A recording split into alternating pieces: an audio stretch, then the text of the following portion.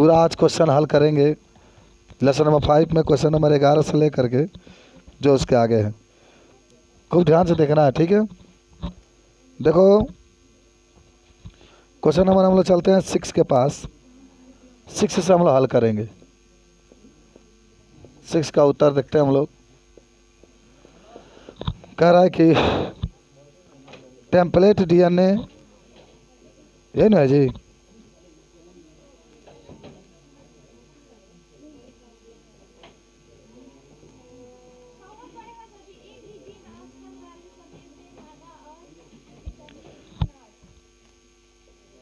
चलिए। एक ही जीन स्थल वाले समयुग्मजी मादा और विषमयुग्मजी नर के संकरण से प्राप्त प्रथम संतति पीढ़ी के फिनोटाइप वितरण का पुनः वर्ग बनाकर प्रदर्शित कीजिए। देखो ध्यान से, प्रश्न ही कहा आपके कि एक ही जीन स्थल वाले समयुग्मजी मादा है। चलो देखो ध्यान से, समयुग्मजी मादा है, समयुग्मजी मादा है, ठीक है। और कौन है मालूम है? और विषमयुग्मजी नर है। विषमयुग्मजी नर है। और इसका पुनेट वर्ग बनाना है। क्या बनाना मालूम है? पुनेट वर्ग, पुनेट वर्ग बनाना है। देखो जो मादा होती है उसको हम लोग हमेशा अप्रभावी मानते हैं। समयुग्मजी है तो दोनों स्मॉल टी उपस्थित रहेंगे। विषमयुग्मजी है तो एक कैपिटल टी स्मॉल टी उपस्थित रहेंगे। दोनों में जब जनन होगा तो ये दोनों अलग अलग होंगे। स्मॉल टी, इसमें भी स्मॉल टी, इसमें कैपिटल टी और स्मॉल टी अलग अलग होंगे। क्या बनाना है आपको? पुनेट वर्ग बनाना है, पुनेट वर्ग। तो यहाँ पर पुनेट वर्ग कैसे बनाएंगे हम लोग देखते हैं। पुनेट वर्ग कैसे बनाएंगे? देखो इसको बनाने का रूल होता है बाबू, ये देख रहे हैं ना, इस तरीके से ये आपके उपस्थित है। और आप इसको जब बनाएंगे तो इसकी क्या तरीका होगी, ये वाला हिस्सा यहाँ पर स्मॉल टी लिख लेंगे और ये वाला कैपिटल टी स्मॉल टी लिख देंगे। इसका इसमें मल्टीप्लाई होगा तो कैपिटल टी स्मॉल टी, इसका होगा तो capital T small T, small T small T, फिर इसका होगा तो स्मॉल टी हो जाएगा। अब यहाँ पर फिनोटाइप और जीनोटाइप का अनुपात पूछ रहा है। तो अगर आप यहाँ पर फिनोटाइप लिखते हैं तो फिनोटाइप में क्या होता है ना, लंबा और बौना गिन लेते हैं हम लोग। तो लंबा आप देखिए कितने हो रहे हैं, 2 हो रहे हैं ना, तो 2 संबंध है। बौना कितने हो रहे हैं, 2, तो 2 संबंध है। 2 काम लेंगे तो 1 संबंध है 1, 2 छोड़ देते हैं तो 1 संबंध है 1 आ जाता है। और एक होता है जीनोटाइप। जब जीनोटाइप की बात करेगा तो जीनोटाइप में क्या होता है बाबू, ये लंबा, ये बौना, ये लंबा सब होता है आपका। तो इसमें जीन गिना जाता है कि सेम जीन, जैसे कैपिटल टी स्मॉल टी संबंध है, स्मॉल टी स्मॉल, दो ही प्रकार के जीन में है, इसी जीन को गिनता है। जब भी जीनोटाइप का आएगा तो जो नहीं अक्षर देख रहे हो उसको काउंटिंग करिए। तो 1 समान 2 को बा तो 2 लिखा जाएगा, और 1 समान 2 है तो 2 लिख देंगे। 2 कॉमन लेंगे तो 1 संबंध 1, तो केवल आपके पास 1 संबंध 1, इसका भी अनुपात आ जाएगा, ठीक है।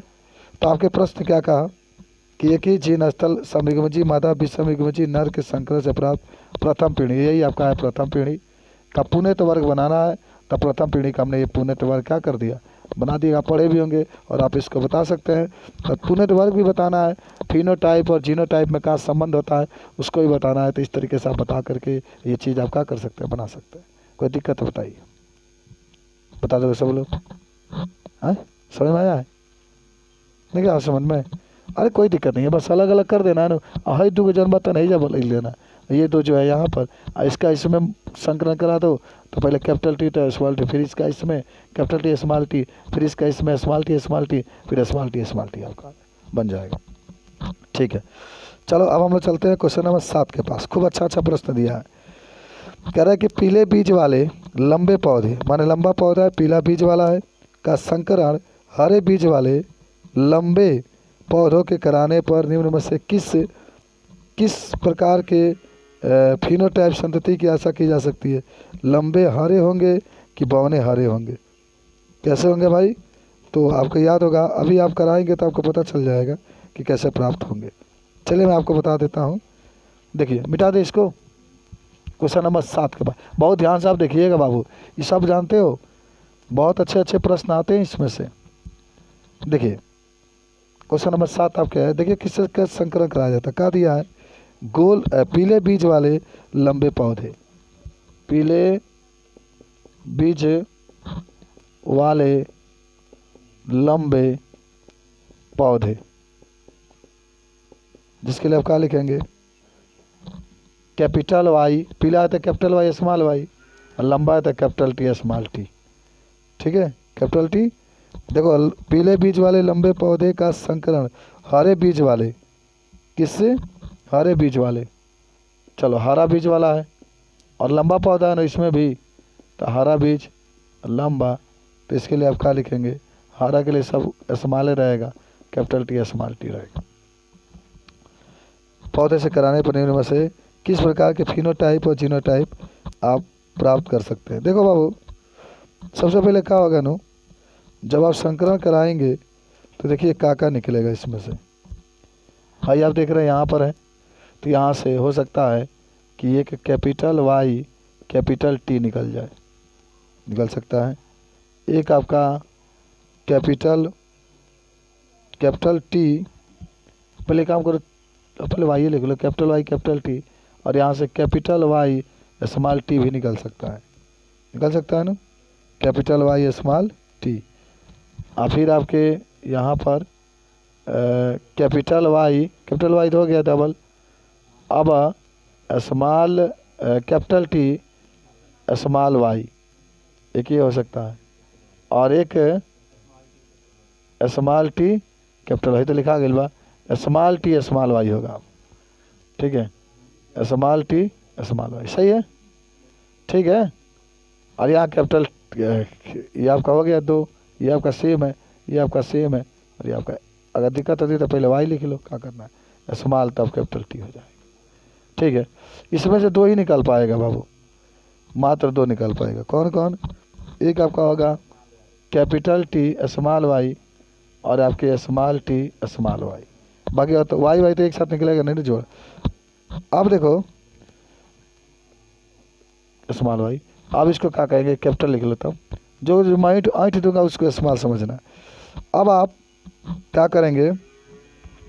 प्रश्न में कहा कि आप किस प्रकार के, माने प्रश्न ही कहा इसमें कि फिनोटाइप का संतति का पता लगाना है। तो यहाँ पर देखो इस तरीके से फिर से पुनेट जो वर्ग का चार्ट होता है वो हम लोग बनाएंगे। ठीक है, 2 तरीके से होता है ये आपका। ठीक है, तो यहाँ पर क्या देखो, ये वाला जो है कैपिटल टी कैपिटल वाई लिख लो ये वाला, और स्मॉल टी स्मॉल वाई लिख लो, बाकी 4 को लिख लो।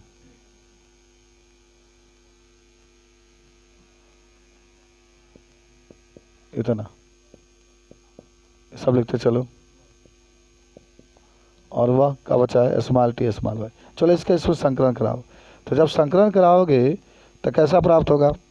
देखो लंबा और, अच्छा पहले कैपिटल टी लिख दे, कैपिटल टी कैपिटल वाई, तो लंबा ये होगा, फिर इसका इसमें होगा, तो पहले कैपिटल टी स्मॉल टी और कैपिटल वाई, स्मॉल वाई है ना, और स्मॉल वाई, इसका इसमें होगा, तो capital T small T capital Y, फिर इसमें होगा तो small T capital Y small Y, फिर इसके इसमें होगा तो capital T capital Y small, है जा ये वाला, तो स्मॉल वाई है तो बना दो, तब वाई तो वो स्मॉल वाई हो जाएगा।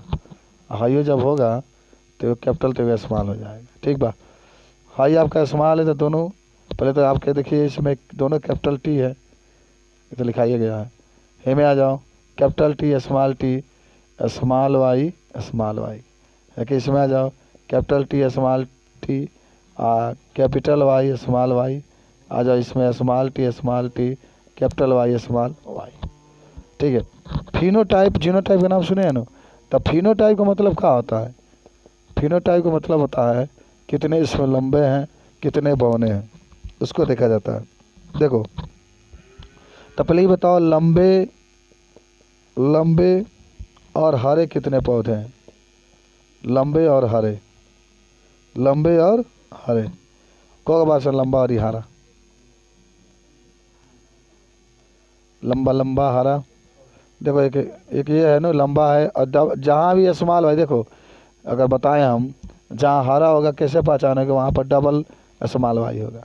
और जहाँ लंबा होगा कैसे पहचानोगे? या तो कैपिटल टी होगा तब भी, या कैपिटल टी स्मॉल टी होगा तब भी। तो देखो कितने होंगे, लंबा और ही हरा। तो लंबा और हरा, एक ये हो रहा है, ये नहीं हो रहा है, माने ये दोनों स्मॉल स्मॉल मैच किया है। एक ये हो रहा है, दो, और कोई दो ही हो रहा है ना।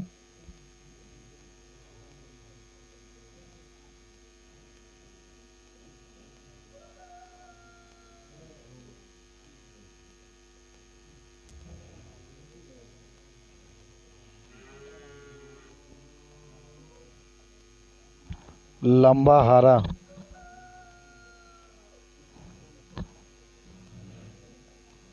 आई का कैपिटल है क्या जी?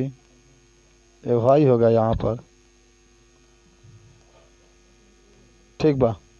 तो तीन गो होगा आपका ना जी, एक दो, आई स्मॉल है ना।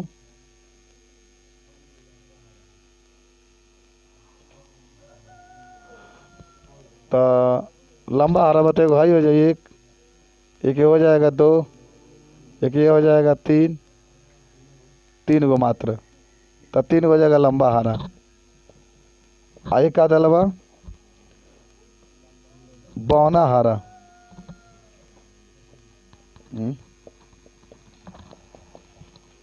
बौना हरा का भइल बा? बुझाता कुछ है?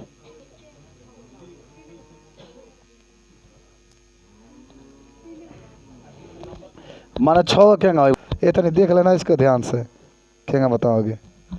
ठीक बा।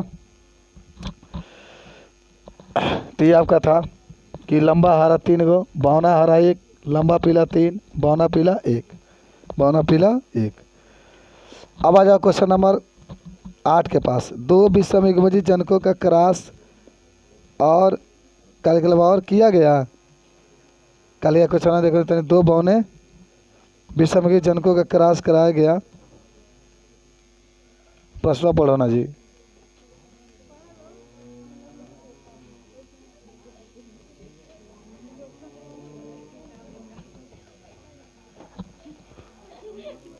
देखो दो विषमयुग्मी जनकों के क्रॉस माने चीन से तो मान लीजिए कि दो स्थल संलग्न है, दो स्थल का है संलग्न है, तो द्विशंकर क्रॉस में, द्विशंकर क्रॉस को आता है मैं याद है।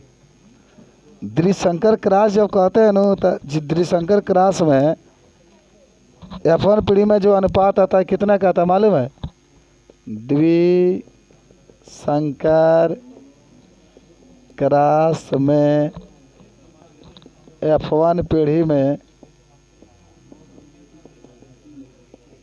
अनुपात, ठीक है, द्विविषमयुग्मी जनकों के क्रॉस है तो आता है आपका, जानते हो ना, F1 पीढ़ी में 3 संबंध एक आता है। देखो F1 पीढ़ी में आता है 3 संबंध एक, F1 पीढ़ी में, और F2 पीढ़ी में आता है 9 संबंध है, 3 संबंध है, 3 संबंध है एक, माने उसमें 3 लंबे बनते हैं, 3 लंबे बनते हैं। आइए कैसा बनता है बावना। इसमें देखो 9 लंबे और 3 माने लंबे होंगे तो बौने होंगे, तो इस तरीके से दिखाया जाता है। F1 यही पूछ रहा था आपसे, कोई दिक्कत नहीं है। प्रश्न आपका 9 कर रहा है कि आनुवंशिकी में TRH मॉर्गन का योगदान का संक्षेप में उल्लेख कीजिएगा। माने क्या कहीं बताए थे TH मॉर्गन ने, आपको याद होगा किसने अपना प्रयोग किया था, तो प्रयोग में क्या किए, ड्रोसोफिला मक्खी पर किए थे, याद करिए। थोड़ा सा मैं लिख देता हूँ कि क्वेश्चन नंबर 9 में T.H. Morgan, T.H. Morgan, Morgan ने क्रिकेट का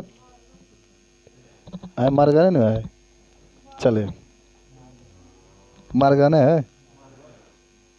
चलिए क्या किए थे, पहले ही बात किए थे ना कि मॉर्गन ने ड्रोसोफिला पर अपने प्रयोग द्वारा सिद्ध किया कि गुणसूत्र में जीन गुणसूत्र पर स्थित होता है। पहले तो ये समझेंगे मॉर्गन ने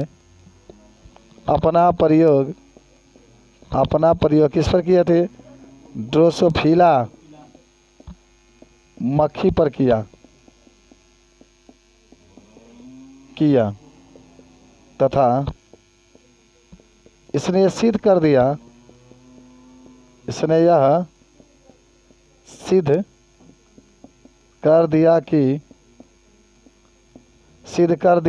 कि जीन किस पर स्थित होते हैं, हाँ जीन गुणसूत्र पर स्थित होता है। सब लोग को याद होना चाहिए, गुणसूत्र पर स्थित होते हैं।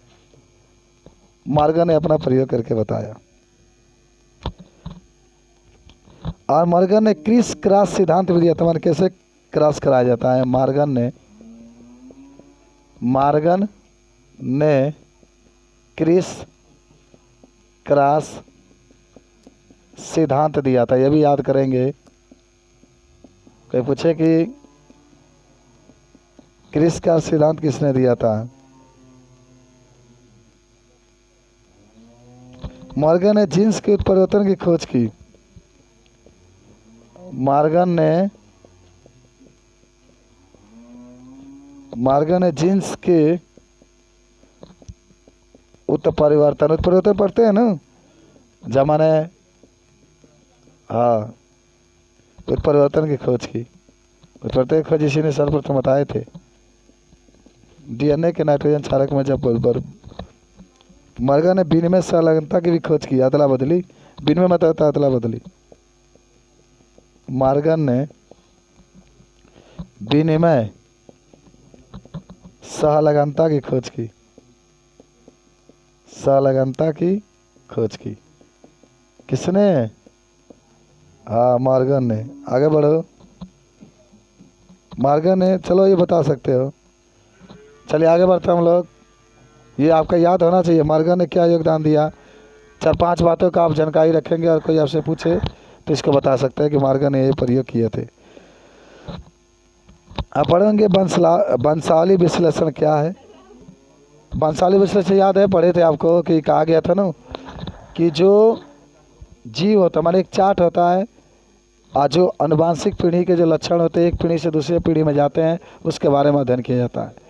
हमारे पिताजी का जो रोग था आनुवांशिक रोग, क्या हमारे जो हमारे बच्चे हुए उसमें है कि नहीं है, तो इसको चार्ट के द्वारा क्या करते हैं हम लोग बनाते हैं, तो इसी को हम लोग क्या कहते हैं, वंशावली विश्लेषण। कल आपने पढ़ा था, याद करिए, बता देंगे सब लोग। अच्छा, अब प्रश्न नंबर 11 है ना कि मानव में लिंग निर्धारण कैसे होता है। तो आपको याद होगा कि मानव में लिंग निर्धारण पुरुष के द्वारा होता है, क्योंकि पुरुष में भिन्न गुणसूत्र पाए जाते हैं, XY गुणसूत्र होते हैं, और स्त्री में क्या होती है, XX होती है। तो मानव के द्वारा ही गुणसूत्र लिंग का निर्धारण होता है।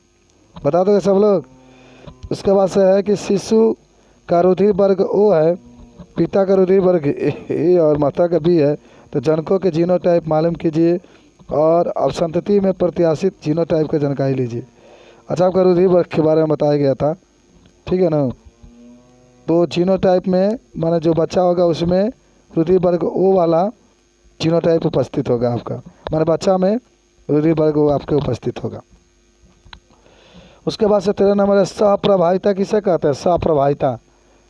अरे याद होगा ना कि जब माने 2 जनकों के बीच में संकरण कराया जाता है, याद करो, तो दोनों का लक्षण उस संतान में क्या होता है, जाता है।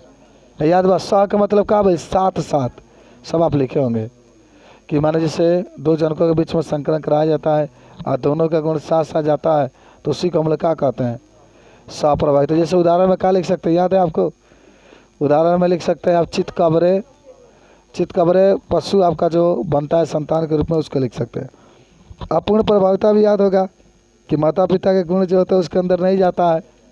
जैसे लाल अगर पुष्प ले लें, सफ़ेद पुष्प ले लें, और इसके बीच में जब जनन कराते हैं या संकलन कराते हैं तो गुलाबी पुष्प बनता है, तो इसके बारे में बता सकते हैं।